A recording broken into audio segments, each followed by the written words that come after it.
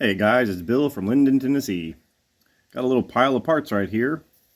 On the last video, I'd said that I'm not going to worry about the belt drive conversion because it was only going to be because it's quieter and this chain drive isn't all that noisy, and I guess the belt drive would be a little bit less maintenance, but what's a big deal? Just splash some oil on this thing every once in a while.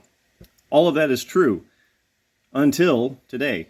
Today I rode, did about a 10-mile drive to a local co-op to go get some bird seed and stuff. And then after that, I went and checked out a piece of property that's for sale near me. So it's kind of up on some logging roads.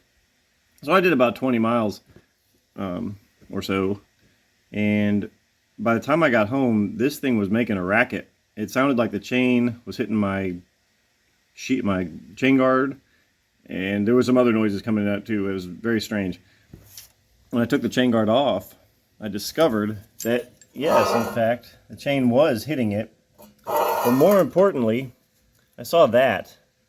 Interesting. And that coincides with the drive sprocket here. And what I discovered is that this drive sprocket was loose. And I had, in fact, lost one of my set screws. And the set screw on the key was very loose. So this sprocket had gotten itself loose. And the only thing keeping the key in the motor was that guard. And if that key would have dislodged itself when I was miles back into logging trails, I would have had a real big issue. So thank goodness for that guard. But if you notice on the outside, the outside of this drive sprocket, it's very, very worn. And on the inside of the driven sprocket, it's also very worn. So obviously, it's not hard to figure out what happened. So that sucks. And this is the second time this has kind of happened. And these keys just keep working themselves loose and more Loctite. I don't know. Whatever. I said I'm over it. I'm not going to do that anymore. So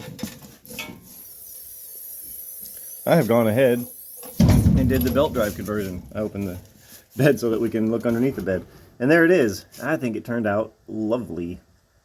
I had to, like I said before, I had to move the back of the motor yonder. Nope, had to move the back of the motor yonder. And what that does is this moves this carrier bearing this way towards me and increases the spacing on all this. And then the belt itself, even pushed up all the way against the motor, the driven sprocket, I guess you call it, has to come out this way also.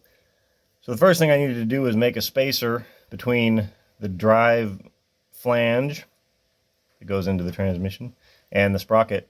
And that's just a piece of 3/8 aluminum. And so that just turned that down on the lathe, turned the ID so it would fit on there. That was pretty easy.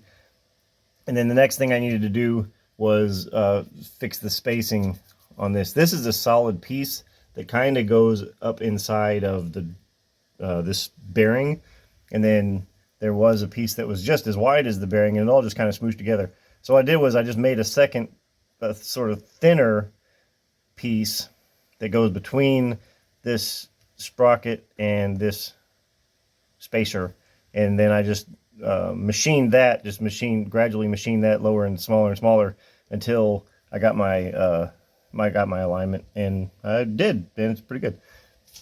And yeah, this is just. And then as for the adjuster, the previous one had a little piece coming up here and sort of tilted back that way, and that would have worked for this, except when I made this piece, I cut that too short. And the biggest problem with that, with the chain, you can kind of get away with some slack in the chain. With a belt, you really can't. If it gets too loose, then it'll just jump the teeth and ultimately end up shredding the belt, which we do not want. With a sprocket, you can kind of get away with it as long as you don't go too crazy, but with a belt, you kind of can't. So I didn't really like the idea of it pivoting down like this. I would have had to add an actual mechanical adjuster, and I may still have to do that with the vertical one. But basically all I did was I pre-drilled a little 1/8" hole in this bracket right there and pushed this up as hard as I could, and then marked where that hole is, drilled and tapped a hole into the motor plate. Actually, I drilled a full-size hole in the motor plate for a 3/8 bolt. and then just assembled that in there. And then this part needed to swing a little bit this way, and then tightened it down. And since it's only a little bit, it doesn't really try and undo itself. If it becomes a problem, then I can make like a little extension on the bottom of this bracket, make a little extension down there with a tab on it, and have a bolt push against that tab or something. I can do that in the future if I have to. And then I got this keyed here. This is just a nut on this bolt that goes into that bracket there, and there wasn't enough. I didn't have a metric lock nut to put on here, so I just kind of tightened that until it was just barely touching this idler, but it wasn't adding friction to the bearings, and then just drilled a hole for a little cotter pin to stick through there to keep that from backing out. And then just in case, this is what's called a trans torque. There are other trade names for it, but basically this has got this part you can see right here is like tapered, and then the sprocket itself is also tapered. And then whenever you tighten these two bolts down, it pulls those two tapers together.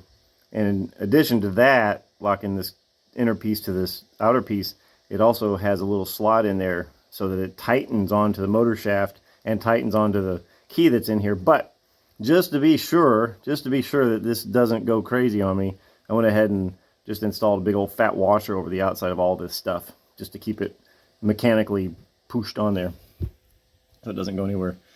And it is wonderfully quiet. Let's turn this on for a second. I'll take her out of gear, turn it on, and then just kind of give it a little bit of throttle here. And that noise you hear is just the brushes. And that is the only noise you hear at all while driving this thing, and it is wonderful. So that's pretty cool. The first test drive that I did, this little adjuster did kind of loosen up a bit, and it caused it to jump, and it kind of chunked up the side of my belt there, but it'd be all right, I think. And yeah, so it works pretty good.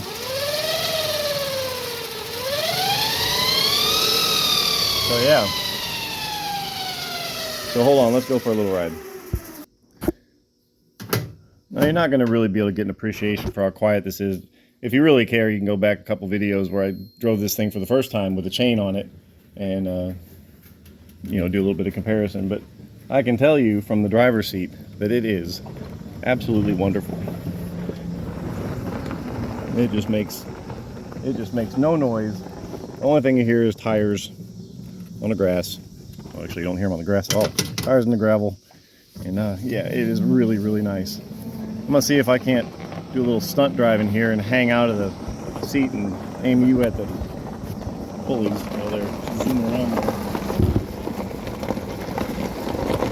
Yeah, there we go.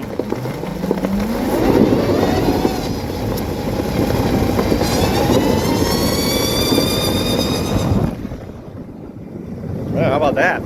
I'll be interested to see what that looks like myself. But yeah, it's really, really nice. I knew the chain was making a bunch of noise, but the other thing is the heat. When I came back from that 20-mile drive, the chain was just so incredibly hot.